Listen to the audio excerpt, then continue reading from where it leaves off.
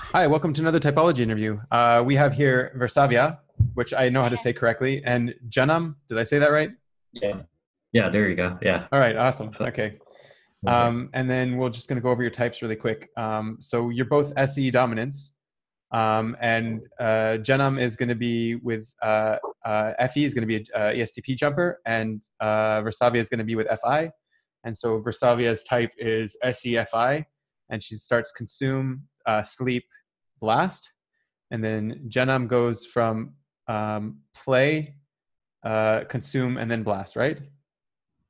Right. Okay. And then also your modalities, you're both masculine on the SE and you're both feminine on the F.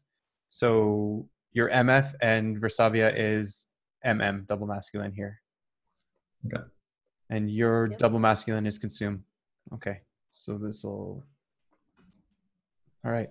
So, okay, why don't we start maybe with your SE, because that's where things are. That's where we're going to sort of narrow down on. And the reason why I'm excited about this is because I had another interview where I did sort of the same thing with NI users, where I had Otim and I had Austin, and Otim goes to TI and Austin goes to TE from their NI.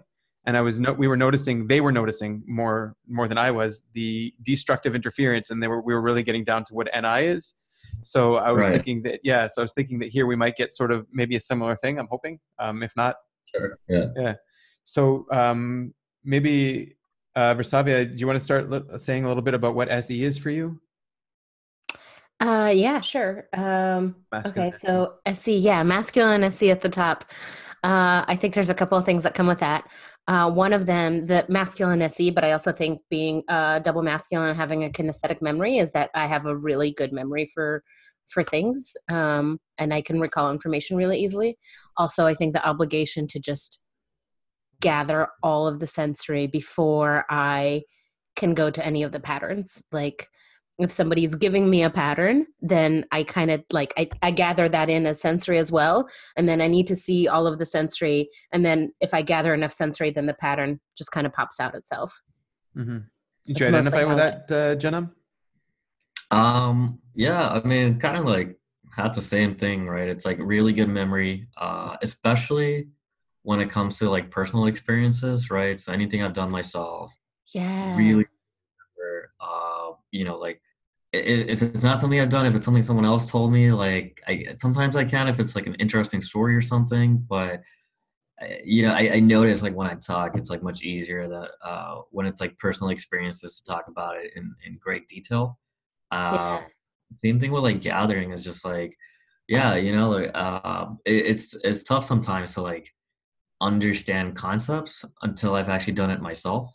So for Yeah. example, there's like, like I remember a couple of years ago, I read this quote about hedge funds, right? And so in a hedge fund is like they basically take a position on something going long and something going short, so that basically no matter what happens, right, in the market, you make money. And I didn't understand that concept. I was like, wait, how do you make money no matter what? Until very recently, and I kind of figured out how to do it. Where it's like, oh yeah, so if it goes good, I make money. If it goes bad, I also make money. And I'm like, oh, so that's what hedging is. Got it.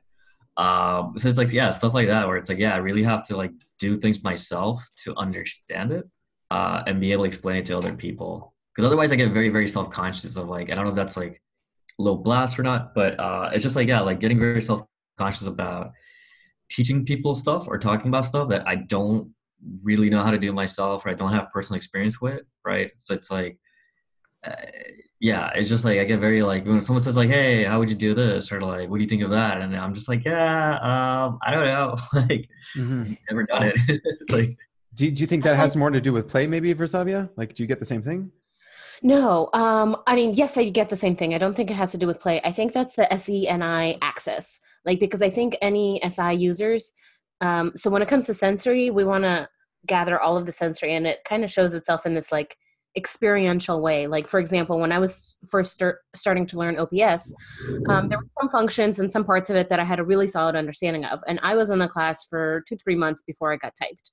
And then when I got typed, when I had the experience of understanding, oh, this is what SE is, it was like oh my God, now I understood the whole thing so much better and so much deeper. And I find that to be like just SE, whether savior or demon, masculine or feminine, even like the IJs that have SE, they often talk about how once you have that like just lived experience of something, whether it's through consume or through play, the understanding of that thing, it's just, there's a different depth to it, a different flavor to it, kind of very much how you described it, Janam. Mm-hmm. And what about things that we talked about it a little bit the other day, but what about things that like things that are not based in reality, things that are just ideas in the air? Is that something that's troublesome for you, that you have to see that it actually connects to reality in some way? So I'm not sure I understood the question, but like just kind of like thinking about ideas. So I was kind of recently reading this book by what's his name? Nova Yuval Harari. Okay. Like he's like a best-selling author right now, and he wrote this book called *Sapiens* and like a brief history of humankind or something. And I basically it's like what is it, like 400, 500 page book. I basically went through like 120 pages and I stopped reading because his book was pretty much just ideas, right? Like it was like here's my ideas on how humanity evolved, what the history of humanity is. And I remember like on every page, I just sat there like on the side, just writing like, this is just conjecture, or it's like, where's the data for this? Like, or like, this is BS, right? Like actually multiple times I was like, this is just BS. And it was just one of those things where like, I just couldn't accept his ideas at face value, which I think is a little bit interesting because I have a lot of friends who read his books, right? Like these books are literally like, they're like some of the top best-selling books right now. And it's like in contrast, like for example, like I read like say Joseph Campbell's books, right? Like so he has like those Masks of Gods series. And I don't have the same problem because like his book, I think Joseph Campbell is probably masculine SI or masculine SC or something. The books are like so intense on the data, right? Like here's what happened, here's what we know, here's what anthropology says, right? Like so much data about different cultures. And then he's very, very mindful of like the theories he pulls out of it, right? He says like, well, this is one possible idea. So he's very careful about. He says it's a possible idea and not, Right. Like, yeah. And like, like even like, like I think like Franklin or some, or Guy or whatever his name is, today posted like some NPR or CBS radio clip about Joseph Campbell's book, like The Hero's Journey. And it was kind of like a little bit of diss on his book, but like the thing was like, yeah, even that book, right? The Hero, like, or The Hero with a Thousand Faces, that's actually the book. It has so much data and detail, like on like his theory. Like he has this theory of, yeah, here's a monomyth, and then for every piece of it, he's like, here's like 20 pieces of like data to prove it, right? And I kind of just have the same thing where it's like it's extremely hard for me to take ideas at face value or accept them unless like there's data to back it up, right? And I kind of just saw this like contrast between like Joseph Campbell being like, here's all this data, and then now I'm gonna be very careful about what I'm gonna say about the ideas, and then people know Harari just being like, here's the ideas. It's like, exactly. And it's just like, yeah, man, where's the data to back any of this stuff? Like there's just so much stuff where I was just like, yeah, man, you have no data for this. This is pure conjecture. This is just your opinion, pretty much. And yeah, so I kind of had a hard time with like just taking ideas at face values, and also just even for myself, right? Like saying like, if you ask me like, I'll just come up with an idea for something you don't know about. I'm like, I don't know how to do this actually. So yeah. How much do you think your TI is at play there in terms of like, because TI kind of has this internal model of logic. That's how I understand it. So how much of it is that, like, especially because you have savior consume, so that SE is hitting the TI and something there isn't lining up? I'm not too sure. I mean, there definitely is something there. Like I think you kind of pointed out with like logic, where like I saw the logic in Joseph Campbell's work, right? Or like it made sense to me, like what he was saying, like, you know, like it fit, right? Like it actually fit for me, like all the blocks. Whereas for like Yuval Noah Harari, like I didn't see it fitting at all. Like I just didn't see the data fitting his ideas. Because it was also one of those things where it's like he would have these ideas and then you bring up a little bit of data, but then I always thought like, okay, yeah, but like this data could also mean like 5 other things. Right. Like, Yeah. you know, 5 other you things. don't have enough data to like actually make this conclusion yet. So you don't get that Virsaviya. Yeah, like, you know, he had this one thing, like he had this one line of, oh, so, You're cutting No, up a bit, Jen. I'm sorry. Yeah. You said you were starting to say he had this Yes, one idea. I didn't mean to interrupt you. am I cutting out? Okay. Yeah. Oops. Yeah, a little bit. Okay. Virsaviya, do you get the same thing too with this data? Yes and no. So yesterday when you and I were chatting, we were talking about how like how I NE by like, you know, here are concepts, and if that concept attaches itself to my NI in some way, then it gets locked in and remembered, and if it doesn't, then it just kind of washes away.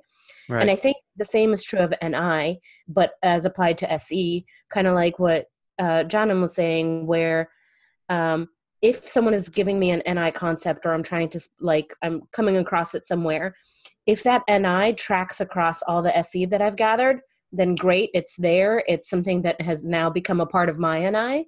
But if it doesn't track across the SE, then it just washes away. It just washes away the way that NE does.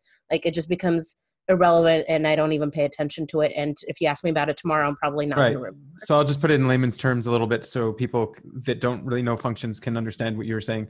So like you're saying, so you're saying that like basically if you come across a concept that you already agree with, or you can see from all the data, like it matches the data you've come up with, then you have no problem accepting it. But when you come up with a concept that's a little bit foreign to your own past experiences, then you're going to have that problem. And not foreign to past experiences, but foreign to the sensory that is out there. Right. Or that I have collected. Which so gathered, I guess, is past experiences. But I guess when I think of past experiences, I think of SI rather than SI. Right. Okay. But yeah. You get that too, Janam? Yeah, pretty much. It's like it's extremely hard for me to like accept an idea if it doesn't match the sensory or data I've get. Yeah, because So What about for Benjamin? Yeah, I'm with you guys. Like SE for me is also kind of a sort of king. I'm really careful of what I accept, and I need to also make like I'm doing more double observing as well. I guess maybe it's more active, the kind of stuff I'm doing. Like I'll be sort of changing my NI to see if it matches, like a new data matches, or I'll be changing my perspective on the SE to see, like I'll do a little more of the toggle back and forth more easily than we do. Right. Yeah. To try to figure out if it fits or not. And maybe one of my concepts was wrong, sort of thing. Yeah. Right. Yeah.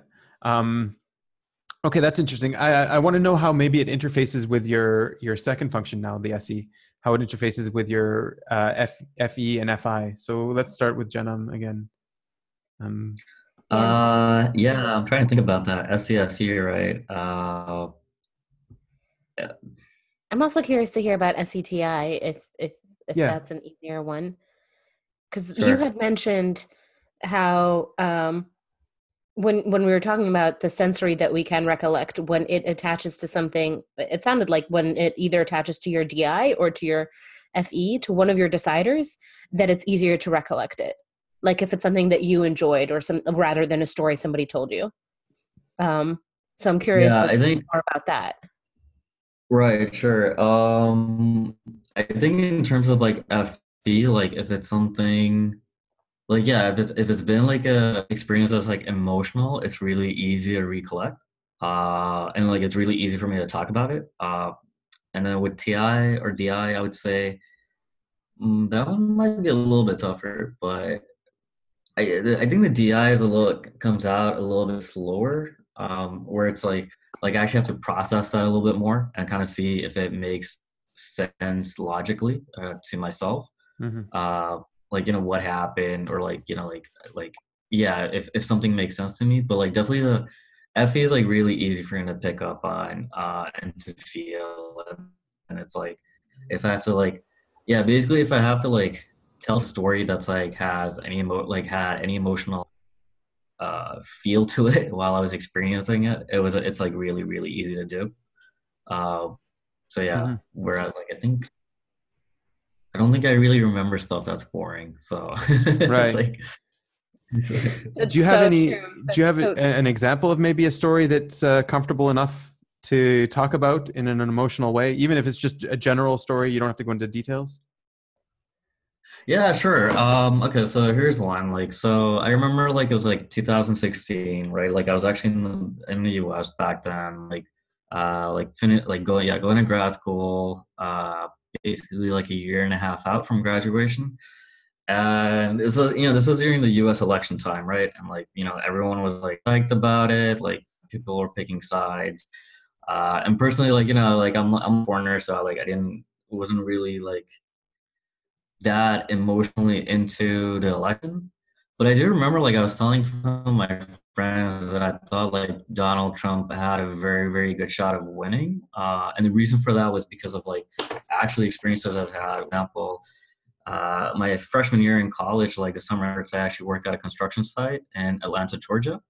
And, like, you know, like, so this construction company I was working at, pretty much was, like, very assertive, white people. So, you know, like, I mean, like they voted Republican through and through.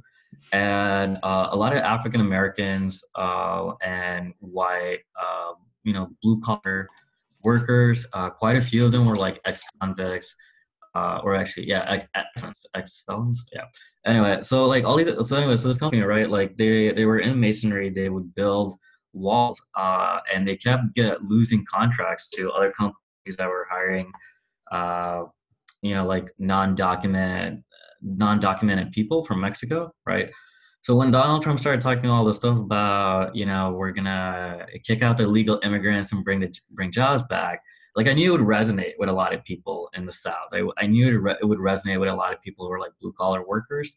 Uh-huh. I knew it would resonate a lot with people who were immigrants themselves, so kind of gone through the legal immigration process, and they weren't like super happy about what was happening with the illegal immigration process. And so I was trying to tell my friends this, like American friends, and of course I listened, which actually really annoyed me, right? So this is actually the emotional part, which really bothered me because like they didn't want to listen to what I was saying, like the SE data. And so I started like making on these like online on Trump. And actually, the odds were really good, like 4 to 1. Oh And at wow. some point, this is where like the SE not being good when money part comes in. Like I like started maxing out my credit card. I was like $20,000 in on Donald Trump, and then obviously, yeah, he won. So like I made like $50,000 betting Wow. on him, and then you know like I went back, and I kind of realized like you know this may be the FE that it's not something I could have told my friends like the first couple of days because they were like in emotional shock, like you Yeah. know process this, but 6 months later, I definitely, you know, threw it in their face. Like, hey, you guys remember when I told you Trump could win? And you're wrong. You're an idiot. Well, guess what happened? Like I made $50,000 betting on him, and it was one of the weirdest experiences in my life because I would actually often tell them on the phone. And there's literally the moment I told them this, there was like this 3 seconds of silence while I really like sense that their minds were just exploded. Yeah. And they were like, what did you just tell me? um, that, that was one of those things where it's like, and you know, like part of it was also like the FE, like kind of like Yeah, it's, realizing completely that like, realizing the vibe of everyone around you and that they would resonate with it is completely FE. Yeah. yeah, so like, you know, kind of like pick up also on like, so for example, Donald Trump, like this is like, you know, the FE looking at videos on the news channels of his like rallies and like looking at like how people there were behaving like and this is like picking up on the fact that a lot of people were quite frankly having a really good time at this Donald Trump rallies, right? And just being Mm. like, okay, there's there's a lot of people like these ideas that like Donald Trump can't win. And I was just looking at the SE data and the FE vibe of, the Trump, the MAGA party, and like, no, there's something there that like people aren't actually picking up on, like, that aren't taking seriously. So that's kind of the story. Really awesome. So, yeah, thanks, man. So, Virsaviya, do you have something about the story before we go into your FI a little bit? Did you notice anything there? I mean, well, kind of just like how you were saying when you told your friend 6 months later and there was that 3 second of silence. I mean, we had that same silence here when you said you were 50,000. There was just like, we were like, what? That's really impressive. I think you have a really good point that there was definitely, I mean, like hindsight's 2020, right? But like right. Trump appealed to people emotionally, and people keep thinking that politics is rational. It's not rational. It's emotional. Right. And yeah, exactly. Tries to, like, the thinkers of the world, sorry, but you have emotions too. We want to think that we're always acting rationally, but we're rarely acting rationally. Most of the time we're acting emotionally, whether we want to be or not. Yeah, absolutely. That election really proved that. Hopefully 2020 will go better. Yeah, I guess there's emotions on both sides. Well, yeah, of Trump course. has stirred a lot of emotions, positive and negative. Yeah. So my brother is potentially actually Trump's type twin. And the Thanksgiving after the election, so it was just a couple weeks later, he picked me up at the airport and we're talking about all these things, and we ended up talking about the election. And initially he was ragging on Trump, and then I slowly watched as he became a Trump supporter and like saw the appeal of that. And in that 45 minutes between the airport and my mom's house, him and I got into a huge screaming fight, and it was totally FE versus FI, like of just like what's going on, like what's happening in our country. It was interesting. I think him and I haven't talked politics since then. Right. Pretty smart not to talk politics. Mostly, yeah. So it's definitely interesting because like Trump definitely does have he's really tapping into some FE, right? Like just like the entire like making he's doing it very well again. Yeah, like make America great again. It's all gonna be good. Like happy vibes, like positive vibe, like or at least his like positive vibes, right? So he did something, I guess, right in terms of the feeling part rallies. Like I mean, Obama too. These rallies, like, what's up? Obama too. Yeah, exactly. Obama's ESTP as well. Both of them absolutely. have that demon FE, and both of them were able to use it really effectively. Right. Yeah, absolutely. So Virsaviya, how does the SE interface with your FI? Maybe we can.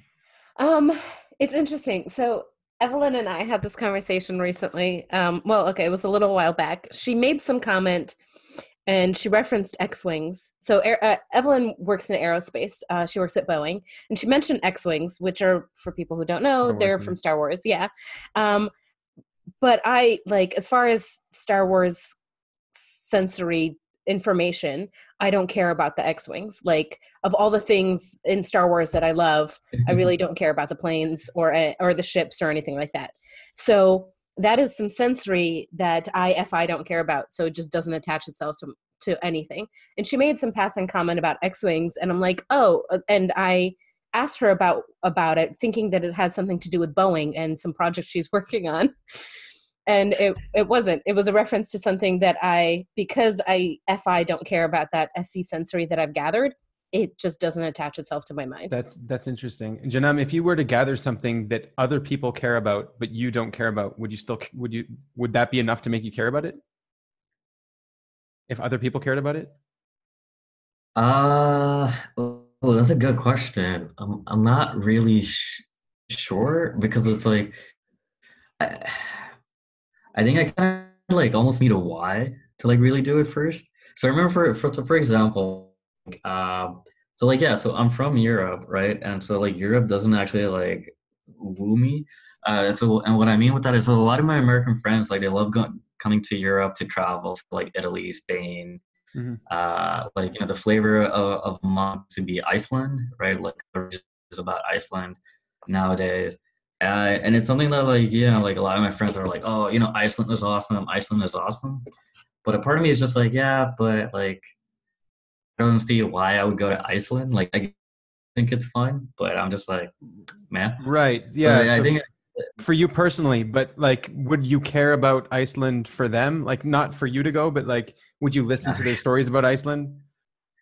no. It's No. like, but that could also be because like I grew up in Europe, so I don't Okay. particularly care much about learning more, if that makes sense. Because it's like I've already kind of Right. like done the gathering about Europe. Right. But let me think.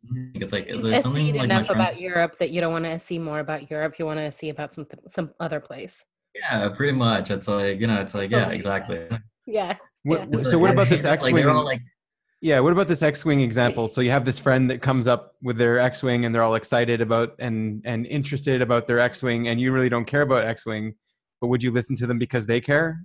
Would that be something like? Would you care because they care? like I could, like I think, like I Okay. would try. But what I would really do, I think, is like I would try to find something in the sensory data that like I can use for my own theories or in my own. Uh-huh. It's like, you know, Something like I that always, would attach itself to your DI or DE. yeah, pretty Yeah. much, right? Because otherwise, like I too like have this issue with like if someone is talking to me of some kind not interesting at all, like yeah, I just don't care. It's just like yeah, it's like there have been times where people are talking and I'm just like okay, I'll give you a good example. So Shark Tank. So I have friends who really like Shark because they're, you know, both like business people and they love talking about Shark Tank and all these ideas and like, you know, what people did right and what people did wrong. And I'm just like, I just don't care at all, like about Shark Tank and like this business side of stuff. Um, you know, and like when they talk to me, I just try to like figure out if there's something there that I could use, but otherwise I'm just like, yeah, I'm just like don't really care at all. Uh-huh. So That's interesting. It sounds like, you know, wherever our observers are, like for us, they're on the poles. Um, Regardless of that, it's our deciders that decide what we are going to be observing. Like our right, deciders, yeah. okay, look that way, so we look that way, and then we SE and NI from that direction. But if our observer is not looking that way, then we're not going to get anything from over there. Yeah. We're just Huh. not going to. Right, yeah. Yeah. That's No, yeah, I interesting. agree. I feel like our deciders help us like pick the direction in which we want to gather. Because yeah, otherwise, like, uh, yeah, I feel like super chaotic because we just like never, we just be like all over the place, like in the extreme. It just be like everything, right? Like we wouldn't even like try to narrow down on like what we're trying to gather. It's like, Yeah, that sounds like my teenage years. Yeah, that's what I was thinking that maybe SE DOMs would be more like is like they wouldn't care where the data is coming from or what it is as much and just more be interested in gathering as much possible and then worry about if they're caring about it. But you guys are saying no, you focus like your attention onto what you care about. Well, it's not like intentional, but I think that's the big difference between a function and an animal, right? Because an animal is an action. So we never ever use our functions in isolation. Our Yeah. observer is always coming with some kind of decider to create an action, to create an animal. I think that's what, like for me with consume at the very top and for you as well, and for you with consume as your other savior, like right, we're always going to be filtering our SE through our DI. right, Like yeah, we're only going to be seeing in the direction that our DI is pointing. Or Right. But I mean also, like so like you could filter it with your DI, but you could still get all of the data and be like, okay, this I'm going to throw out, this I'm going to keep, sort of thing, and that's what your DI is doing. But you're saying no, the stuff that I'm going to throw out, I'm not even going to be interested in. I'm going to focus on what I want to keep and what I'm interested in, sort of thing. yeah, but I don't think it happens in any kind of. It's like it's so instantaneous that we don't even realize it. Right. Right. Okay. Which is why, for example, if you've ever read a book or watched a movie, the first time it's one experience, and then you go back and you watch it a second time, the content, the sensory hasn't changed, but you have. And so what you're getting out of it is different. It feels like you're reading the book for the first time all over again because you're getting completely different things are attaching itself to yeah. your DI, which has evolved. Mm-hmm. Or at least that's how I understand it. Yeah, no, I've had the same experience, like especially with really good movies or really good books that I read. Yeah, Yeah, yeah, and I'm exactly. actually interested in watching a second time or reading a second time. Like, yeah, oftentimes like there's like it seems there's this new information I never noticed before, and it's probably because like you Yeah, said, my DI wasn't paying attention to it. Like it yeah. wasn't important to me at the time. I didn't pay attention to it, but it is now, and then suddenly like it pops out. Yeah. I really like it because it's this NI realization that you guys have that like we can like go over the same information again and like get new It's stuff something out new. of it. What? Well, that happens What is very this? rarely. Like mind Yeah. blown. Poof. Right. Yeah. Like the books and movies and other kinds of content that you can watch multiple times, and each time it feels like you're gathering new sensory, not going over old information, but gathering new sensory. Those are always exceptional works of art. Okay. Like Yeah. I think that's the sign of something that's really well done. Right. Like, Yeah. how many times can you watch season 1, for example, of Game of Thrones and be like, whoa, was that always there? Like, all these little subtleties that are dropped, and that points to really good writing. Hmm. Yeah. And I also think part of it is like after the first viewing or watching, at the end of the thing, we have an NI concept. So on a second viewing, there's like all this other sensory that's like, oh, that fits into this NI thing that's going on. Um, I'm gonna go back to the topic of Virsaviya. Okay. It Yeah. really. I'm sorry. I don't mean to. Oh, I do remember this one time. Like this was in college, and there was a show called Entourage that was like really big. Remember? And like all my friends watched it, and I kind of got into it because they were watching it all the time. So like we would be hanging out, especially over the summertime, like at one of the student apartments that we're at. And I'd watch, and I'd just be like, all right, I'll listen and watch along, and then I kind of got into it too. So maybe there's that like FE, like like attaching it where it's like, well, you guys are doing it, and I'm like sitting here with you guys, so I'll watch this show as well and get into it as well.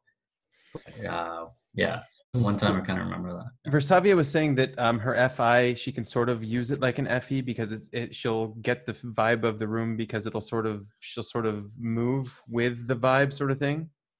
Yeah. But she has a problem controlling the vibe of the room. Do you also think that you can control the vibe or have a problem with it, or Maybe not control, but direct. direct? Yeah. Like impact it. Like, can you raise the Right. vibe of the room or like shift it intentionally? Oh yeah, I can definitely do that. That's it like obviously depends on how big the room, how many people there Of are, course. but it's definitely something I can pull. Usually it depends like on where I am and how much I care about it, right? It's definitely something like if I care about it, I'm like I can't really use like some type of inspirational SEFE or something to like move people. But if it's something that I care about, it's actually not that hard for me to like move people into something more aspirational, right? And it might also be something I think maybe that Trump did as well. Like he has SC and FE too, I think. Yeah. So where it's like, Trump yeah, is, you kind of like, yeah. yeah, he's like SETI FE, I think, Yeah, right? so he's That's double like, masculine, SETI, and then consume, play, blast, sleep.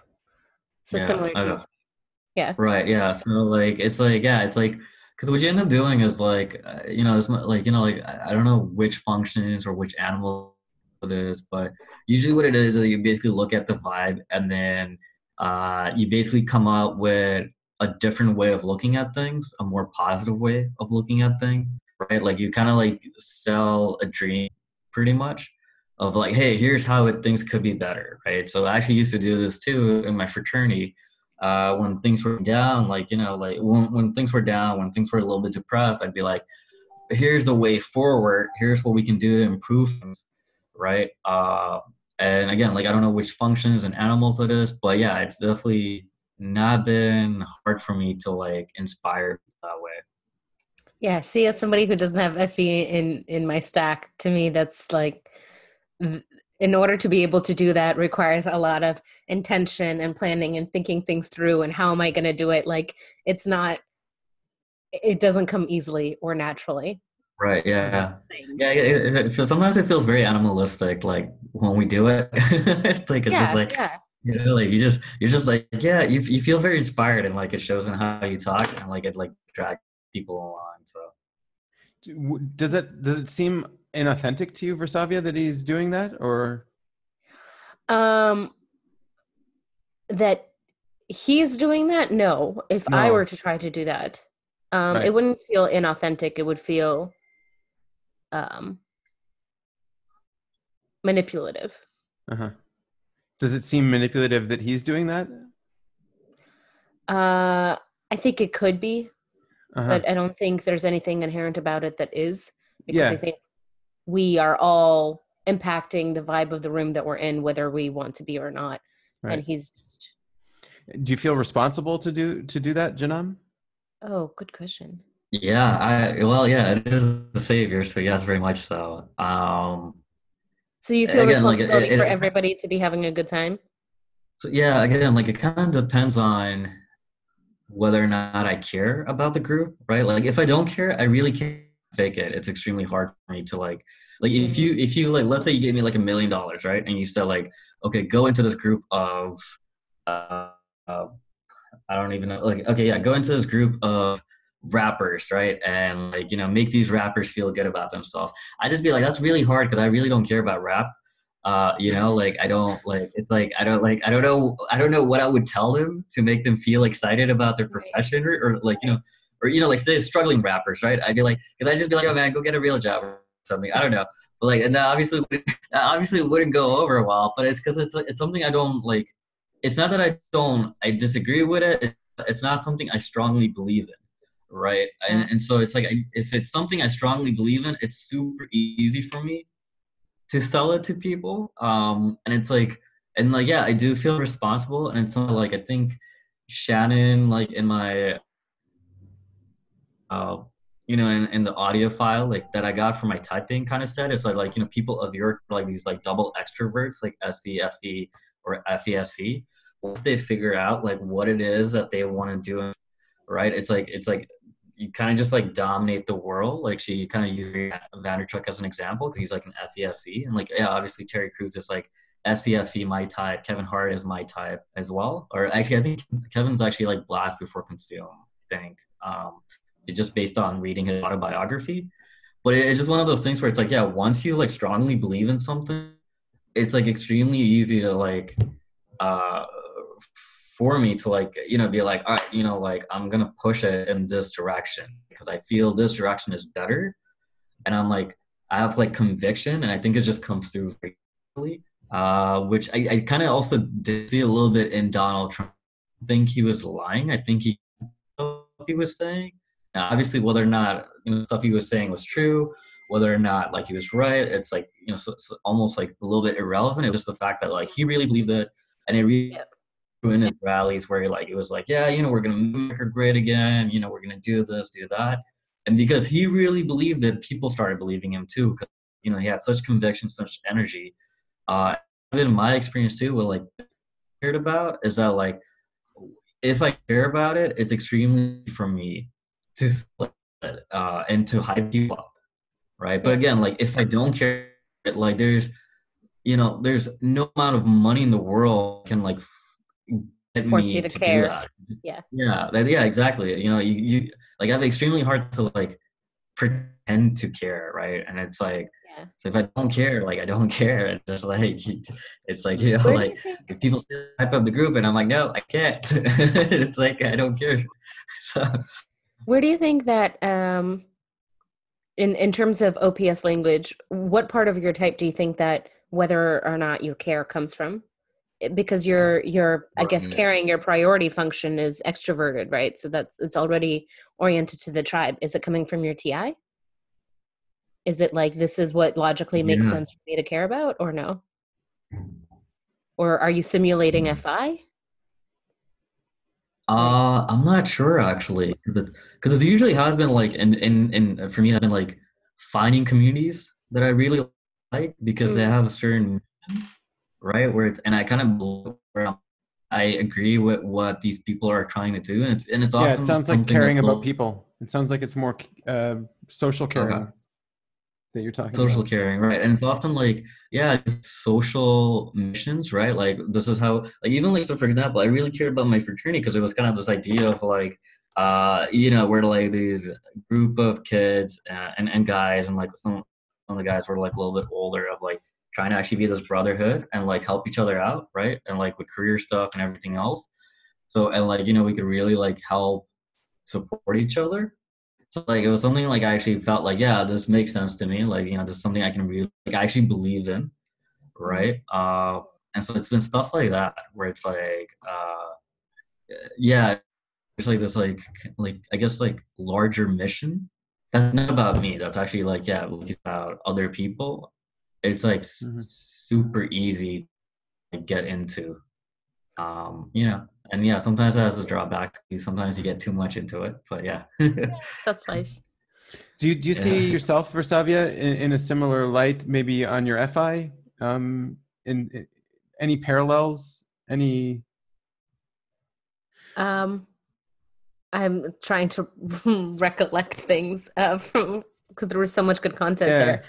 Um, I I mean, definitely that element of if I am not emotionally involved in what's happening here, then I am mentally absent. Or like then like that sentiment of there's no amount of money that will get me to bring my best game to something that I don't care about. You Mm-hmm. know, it's hard to push through, I guess, because the savior fi obligation to the emotions, right? Obligations to the values. So because I'm obligated to those, so if the value isn't there, then it's hard to push through that to the te, which is like, hey, but this works kind of thing. It's hard to just ignore it. So the value has to be there, and then if the value's there, then I can work on the te part of it. So in that regard, absolutely agree, where like the emotional state of the room, so to speak, is where, or not the room, but the emotional state Your of emotional state. my emotional state, but also other individuals, Mm-hmm. is the starting point, and then from there other things can happen. But if that is not settled, I guess, if that is in some way in disarray, it's very hard for anything else to occur. And so you mentioned your TE a little bit about after being emotionally involved in something, you can TE with it. Tell me a little bit about how that works for you. Well, it's like the fi is like this little like this little kid running around and like pulls me down, pulls me and is like, hey, that thing, can you go make that thing happen? Like, oh, can you go, like a kid running up to mom or dad and like, hey mom, can you go grab this toy for me? Or like, can you turn on the light? Or can you do this? That's what it feels like. Like my fi is like, hey, go do this thing for me. And my te is like, okay, I'll make it happen. But my fi has to direct it. So when my fi wants, I don't know, like I wanted to become a software engineer, my fi decided to do that, then my te goes about like figuring out how to make that happen, and that goes easily, but Mm-hmm. only once my fi tells it what to do. Right. So, you need to be, I guess, emotionally involved in order to get something to work for someone else, or to get something to work for even yourself. I need to be emotionally involved if I want to get something to work. If I want that process to be sustainable. Like if my FI is not on board and I need to TE something, I can do it, but I'm going to burn out. And sooner or later, I'm going to run into a wall and I'm going to resent the tribe for making me do this thing that I don't FI care about. I'll do it for a bit, but like if I'm like a month into it and still doing it, I get like, that's like, I guess, a tidal wave. I get short tempered, I get irritable, I get pissed off and resentful and bitter that I am obligated to do this thing that I don't FI care about. Mm-hmm. So yeah, I'm interested in Janam if he sees a parallel with his TI. Once his FE is emotionally on board with something, once he sees it's valuable to other people, and he wants to get involved in it. Yeah. Is that only then your TI comes in and starts to try to puzzle and figure it out? Yeah, I think, yeah, pretty much. I kind of look at like groups and see like where is there momentum, right? So for example, like just back to Trump, like, I kind of saw like he had some momentum going on, and that's when I really started like using my TI to be like, okay, what's actually happening? Like, why are the things you say resonating? Does it make sense, right? Like, can I at least see it from another person's perspective, even if I don't agree with it? uh and kind of like maybe a better example is like, for example, okay, so here's maybe a good one, like, so I where it's kind of like a little bit different, right? So it's like, so when I was 20 years old, like, I actually went vegan, because I I was like consuming books, and I ran into this book that made this like very logical argument for why I should be vegan, and it's like, this makes sense to me. And so I went, and this was like a decade. And so, like a decade ago, like the vegan stuff, the, plant-based whole food stuff wasn't that big of a deal. Like, it was significantly smaller than it is today. And so when I reached out to the tribe about it, like the FE, it was a little demotivating because like I didn't need the traction, right? I was, this isn't really, there is no positivity here. Like, it's not growing and getting bigger. Like, I don't feel like where this is going. So I kind of made those like decisions to make sense to me, like TI, but like this is probably not going to be a group thing It's not a group thing. anytime soon. I Yeah. remember one of my friends being like, like I said, like, well, I have this potential theory that it's going to it's going to explode in about like 2-3 decades. Like, it's going to be a really big thing. And he was, no, it's not going to happen because people too much. And so I kind of just like totally forgot about it. I mean, I was still vegan, but like I just like never talked to anyone about it.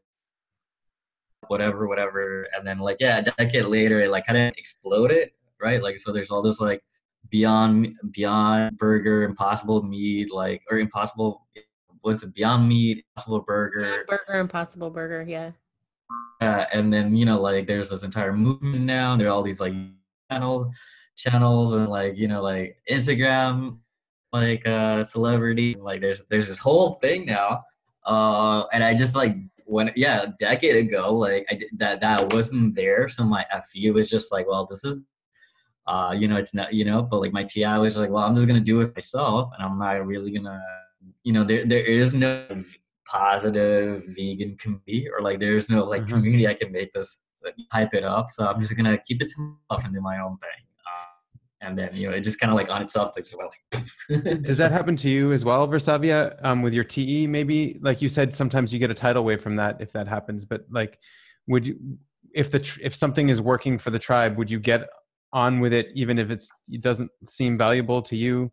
I guess If it's something that works for the tribe and it doesn't get valuable to you, IFI in any way, then yeah, that's fine.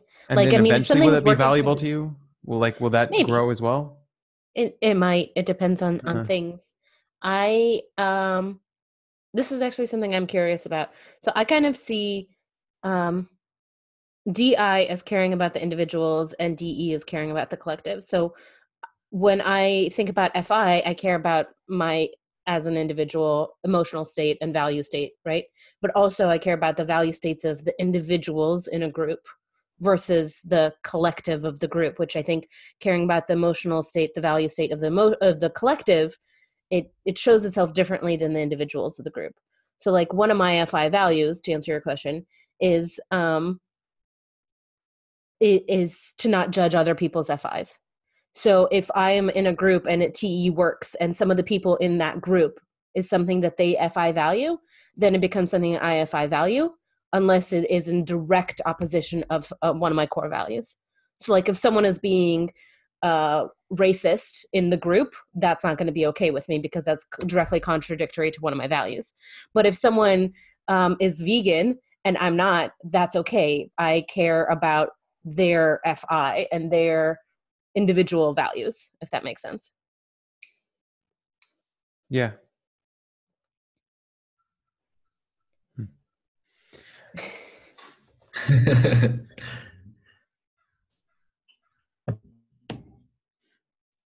I'm wondering about I'm wondering about your your NI, then we talked about it a lot as a demon, as like maybe a goal sort of thing for your SE.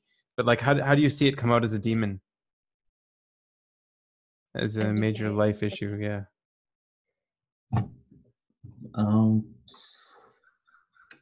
Even tidal for me, waves it's of mostly control. like, yeah, well, it's more like I just keep making the same mistakes over and over again, and I don't learn. It's like human, right? Regardless of your type. right. Okay, yeah, true. But That's what a tidal it's one of wave those is. things where it's like yeah, there's like I would say there's like times where like I have gathered enough data to be able to make like a projection, um, like into some other aspect that like, and then like I don't do it, right, and then I get caught by surprise where I'm like, oh, this is the exact same thing, and there's a part of me that's like, it's like, well, like, that's like kind of like, yeah, it's like, it's like, okay, that's like demon and I were, yeah, you gotta, like, I don't know why you were like hoping to be different, but always get surprised by that when things always end up being the same anyway. Um, so like yeah, like for example, right? Like you get a new job and you're this one's gonna be better, this one's gonna be more fun, and then like 6 months in, a year in, you're just like, man, this is also boring. It's like, and it's like, didn't see that one, but I really should have. I feel that so hard.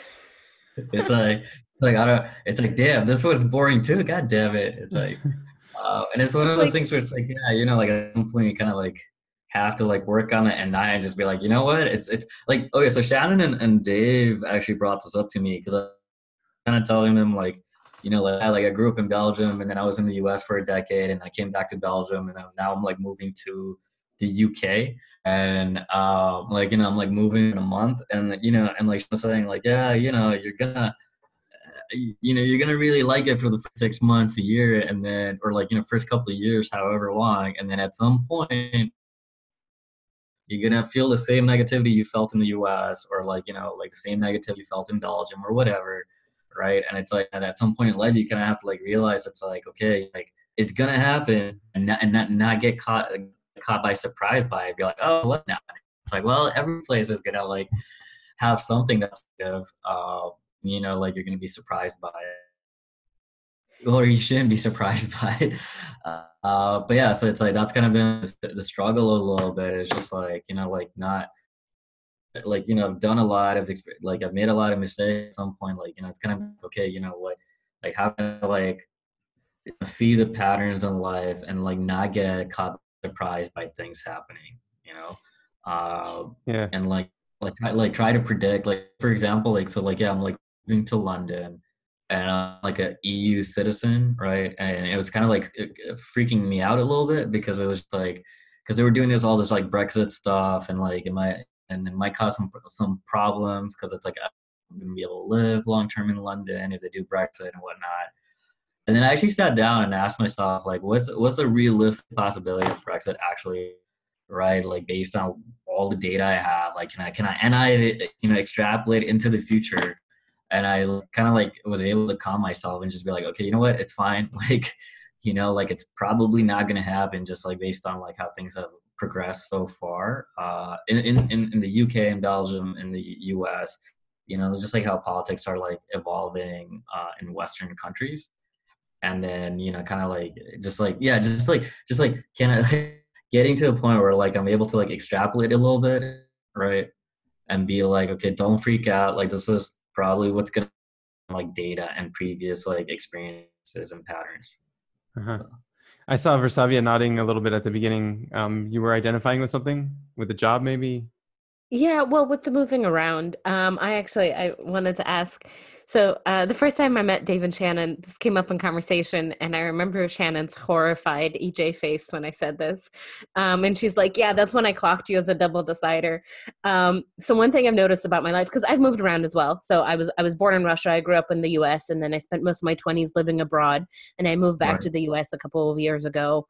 And I'm in California now, and every now and then I get that restless feeling again. And I call it recycling my tribe. Like every couple of years, definitely, whether it's my job or my social circle or something like that. You get it. Yeah. I have to totally. Like I get that itch for something new, and I have to just like do a table flip and throw something upside down in my life. So I have to go and get new. Right. And Yeah. New place, new job, new friends. Yeah, exactly. yes, yeah, I recycle my tribe. I need to recycle it every couple of years. And this right now, I've been living in California for coming up on 4 years, and I've been living in this place for 3 years. And that is the longest in my adult life I've ever been in one place. And that was very much through this intentional, like, no, this time I'm going to stick around kind of thing. And it's hard. It is so hard. But that urge to recycle the tribe and to go and get something new, so strong, so strong. And it's Yeah. hard to, like, even when you know it's coming, it still hits you, Right. and you know you're in Right. it. Yeah. And but that Yeah. impulse, that like that animal brain Biological. wiring still demands it. Yeah, absolutely.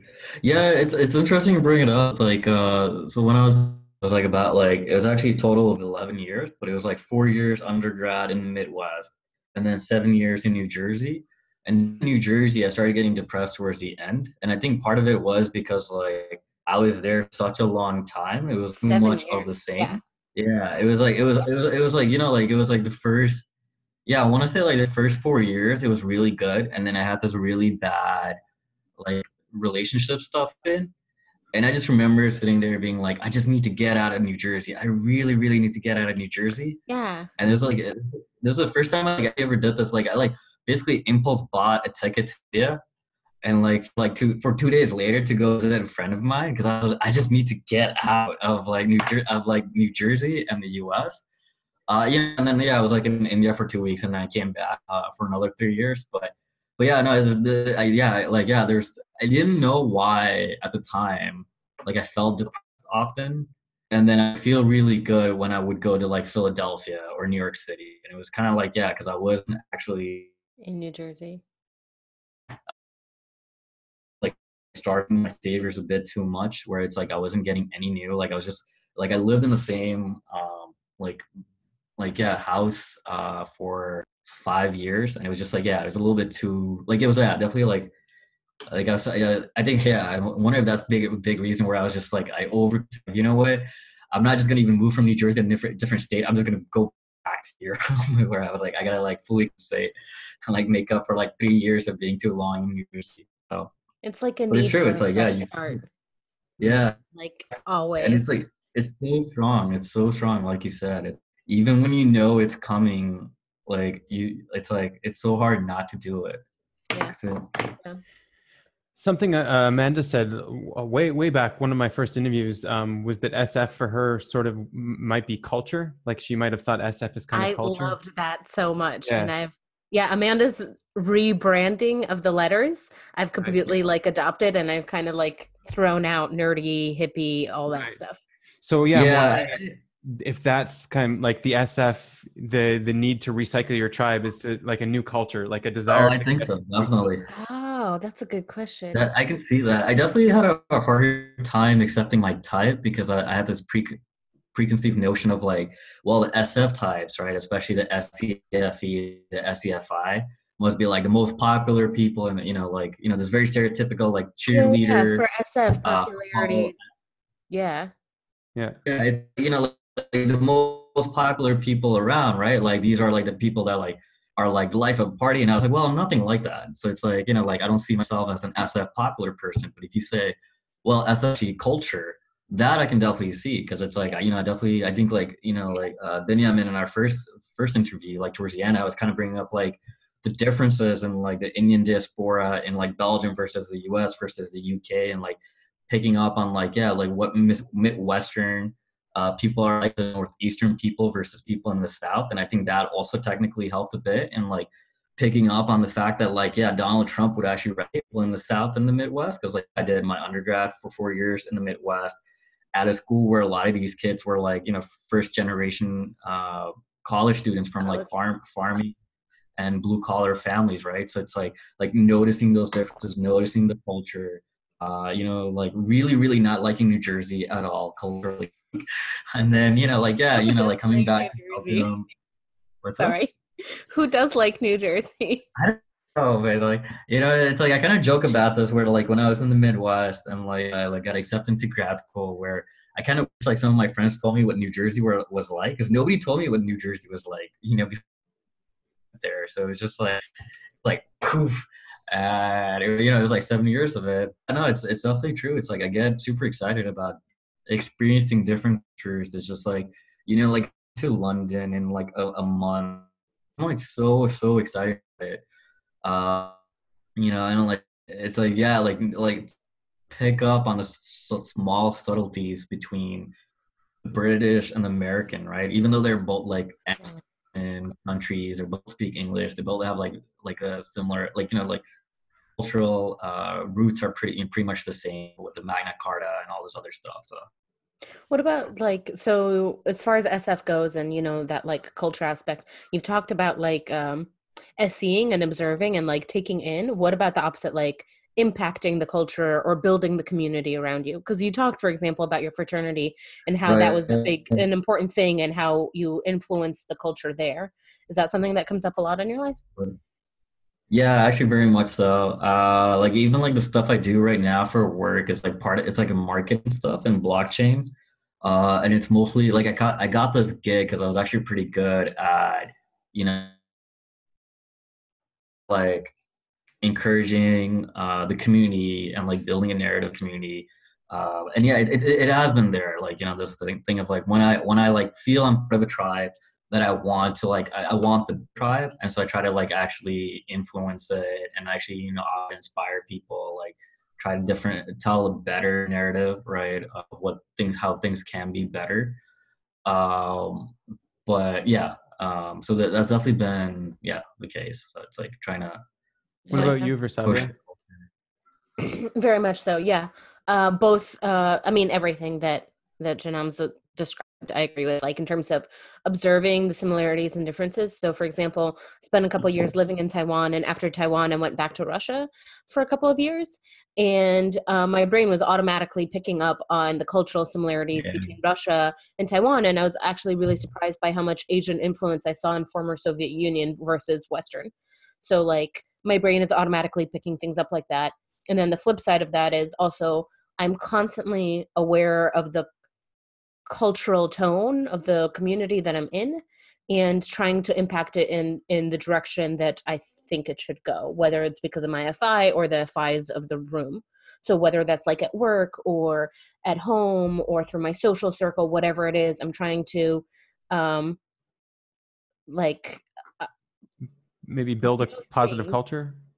Yeah, but I mean, essentially, like, I think one of the core programmings I go through life with is I want to create a space where everyone's FI is safe, so to speak. And so I bring that into every culture that I'm in. At least I try to, and I try to create that space without even realizing that I'm doing it. It's just what I'm doing automatically. But that's also one thing that when I look back on my life, it's something that I do get a lot of validation from, and a lot of like the community that I'm in usually appreciates that that's something that I'm bringing to the table. And I think that is like if popularity is a very surface, vapid understanding of SF, then I think this like building culture and community is the heart of it. So Janam, I remember from last time, was talking about his understanding of aesthetics, how aesthetics are important to him and presenting yourself. And he had a few tricks, and he was getting into like how to do it for cheap and things like that. Right, Janam? Yeah. Well, yeah. So like, when I have money in graduate school, like I was like, figuring out how to do it on cheap. Now that I actually like have like a salary that pays me well, like I can actually like I started spending money like proper. But definitely like aesthetics is a big deal, right? Like so like one example is I really like books as well. And I really like books that are like very well made, right? So like I'll kind of show you. I'm gonna have it here. So this is like The Golden Bow, and it's like by this guy named James Fraser. Like Joseph Campbell actually cites him quite a bit. He's an anthropologist, and like there's actually very much like a culture. Right? So there's 2 books, and this dude goes through like all these rituals and cultural things that like all these different cultures do, right? Like and this book was like was kind of like a phenomenon in the late 19th century. Like it was kind of a bit of a scandal too, because it criticized Christianity, right? So this is 19th century Great Britain. Yeah. Anyways, these books are like made by this company called like the Folio Society, and so they actually like spend a lot of effort in making these books be like really pretty, really nice. They cost a lot of money too, actually, of course, but it's like, you know, like nothing pretty is cheap. But it's like, yeah, it's like, you know, it's like I really like it. It's like, is that, you know, it's very aesthetically pleasing, and it's like high quality writing too. So like it's like a great combination in my opinion. So yeah. So do you have something similar, Virsaviya, with aesthetics? I am aware of them all the time and have my relationship to it has changed and shifted throughout various parts of my life, if that makes sense. So like, for example, when you talk about aesthetics in terms of like, I don't know, hair and makeup, when I was like a teenager, that was something that was really important to me. And then there was a point in my life when I went like, I'm always aware of what that is. I'm always like, somebody gets a haircut, or if somebody changes their appearance in some way, or I don't know, starts styling their hair differently, something like that, I'm the first person to notice it. So I'm always aware of it, but how I apply it to myself is very much like, whether or not I want to. Like whenever I record something, for example, I put in a little extra effort into my appearance, because at the end of the day, I think that does impact things. Like it'd be nice if we lived in a society where it doesn't, but at the end of the day, it impacts the impression that you make on someone. And so that is somewhere in my mind, but I hate the obligation to it, if that makes sense. And that's very much where my demon and I comes in, where it's like, no, I'm not going to let this concept control me, where it's like, I resent the obligation for hair and makeup or something like that, but it is something that I enjoy every now and then. So like in terms of aesthetics like that, like, it's something that I enjoy, but I push against the obligation to it. And that's very much a demon and I demon, I don't know if it's demon. It's just, you know, it's also a value. Like, it sounds like it's a value that you don't like to be obligated to it as well. Well, yes, like yeah. And this is actually something I wanted to ask about. So with Savior Consume, that means I have demon control and demon tribe. And one of the ways that the biggest way it shows itself in my life is pushing against being controlled by the tribe. Oh, okay. So that's that. So in terms of this NI concept, feeling obligated, so the obligation's coming from the tribe to this NI concept of looking nice or something like that. That's where in a controlling way. I got you. It's it's more a control thing, and it's less a value thing. Yeah. I mean, it is also a value of mine that, you know. Right. You're so right. It coincides as well. Okay. Interesting. Yeah, I can kind of agree with that. Like I remember when I was in high school and like the first couple of years in college, I didn't particularly care too much about how I cared, mostly because like I was like in engineering, right? And like the other students in engineering, math, and science also didn't care what they looked like, so it's like it was fine. But then like at other times in my life, I've cared a lot more about how I look. Kind of like, yeah, it's been like on and off a bit. Like, you know, there's like this is where I'm like, yeah, you know, I really want to look good. Other times where I'm like, yeah, I don't really care. It's not, it doesn't matter right now, right? Or like it's not important right now in this part of my life. But I've also had that thing where it's like I don't really like being told by other people how I should or can't or need to dress. I kind of have this thing where I was actually working with my parents for like a couple of months, and like for about like a year, and you know they were kind of pretty strict about like what I am and am not allowed to wear, because we actually work in a very my parents work in a very conservative industry, and I definitely did not like that. I definitely did not like being told like, you know, you can't wear that jacket because it's not formal enough or something, right? Where I'm just like, no, like I'll wear it. It's like, so, but obviously, but you know, it's my parents' business, so like I respected their wishes, but it was definitely a part of me that was like, I'm not happy with being told. We are going like Well, like, right, I'm Yeah. not allowed to wear. Uh, you know, it's like, yeah. So, but there's also a part of me. I think it's part of me, probably possibly like growing up and being more mature of like understanding like why they're saying what they're saying, and like Yeah. like very quickly like taking a look around the industry, being like, okay, yeah, this actually is appropriate, even if I don't like it. Um, but yeah, so yeah, there's definitely yeah. So, We are going a bit over time, but I just want to go one more quick no, question, okay. like one more follow up on this thing. Do you, because Janam, I know you were talking last time how important it is to present yourself, like how much of an influence it has on people and how useful it might be the way you present yourself. And then I was also wondering, maybe there's also maybe a little bit of freedom in how you decide to dress and how you decide to express yourself, maybe. Do you get that? Yeah, pretty much. Like I'm really uncomfortable with like people telling me like this is a particular piece of clothing you need to wear, or this is like this is how you should look. Like I want to look good, but I also want to have the freedom to like look Bring good in a your own way self to it. that's me, right? It's Like you, yeah. if like I'm like, okay, I look good and I think I look good. And sure, I'll like check in with the tribe to make sure like I don't look bad. But I definitely don't like it when the tribe says like, well, you should wear this. Especially if it's something I don't want to wear, where I'm just like, no, I'm, like, Mm. not, yeah, like when I go to stores and like, I try something on, and the salesman's like, that looks really good on you. And I'm just like, I don't know what the fuck I don't know what you're talking about. It definitely does not. It's like, don't control me, bro. So yeah. It's Well, like, he's being a salesman. He's trying to sell it to you anyways. Yeah. right. I know. Yeah. Right. Exactly. It's like everything looks good out. So how about that? Yeah. Try Before the we whole go, store. I had a Yeah, go ahead, question.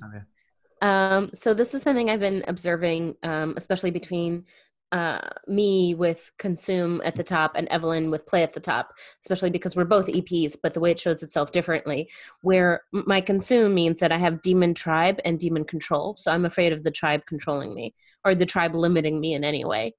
Whereas with savior play, that means that you have demon self and demon control. So I've noticed that it seems to come up more as you are afraid of the self or any individual limiting the tribe. So not the tribe limiting you, but an individual limiting the tribe because you're obligated Mm. to that play. Do you see that? Or like, does that track or not really? Uh, like I'll have to think a little bit more about it, but I can see it where it's like if I think something's good for the tribe and there's a person saying like, no, you guys can't do it. Like I'm very much like, no, like F you, we're gonna do it. Like, we'll Mm-hmm. push through. There, As in there's a stick by yeah, there's Virsaviya. definitely yeah, there's definitely something there where it's like I do have a habit of getting into fights with like individuals rather than actual entire tribes, right? Where I'm like I will fight you so that the tribe can do better, right? Because like you're the one holding us back, That's usually me and you having that or fight. it's like Yeah. so Yeah. yeah, I'm usually the one having the fight with the tribe. And it's Right. okay, usually, yeah, it's like FI versus FE usually clashing, especially right, yeah, masculine FE. But yeah. Cool. Awesome. yeah, like, So like oh yeah. yeah, I was just gonna say very quickly, like yeah, when I have fights in my fraternity, it's never with the entire fraternity, like the entire tribe. It's always like with a particular individual that I feel is like, or one or two individuals, right? Maybe three at some point, that are like holding us back, right? Like that's like kind of like like the obstacle that's like not letting us like do what we need to do. Mm. Awesome. Yeah. So we'll just plug a little bit. Virsaviya has a channel, Objectively Typed, and a podcast. Well, third time we're talking about it on here, but Yeah. go ahead, plug it like really quick. Yeah, just a podcast where we discuss the objective personality system. Come check us out. We drop episodes every 2 weeks on Thursdays. So tomorrow. Awesome. And Janam, are you Awesome. doing something? You have something to promote or no? No, not really. It's Awesome. yeah, Yeah. Thanks a lot to both of you. It was really cool. Yeah, thank you. yeah, This is definitely. this is a great chat. Thank you, Benjamin. All right. Have a good Absolutely. one. Bye. You too. Hey guys.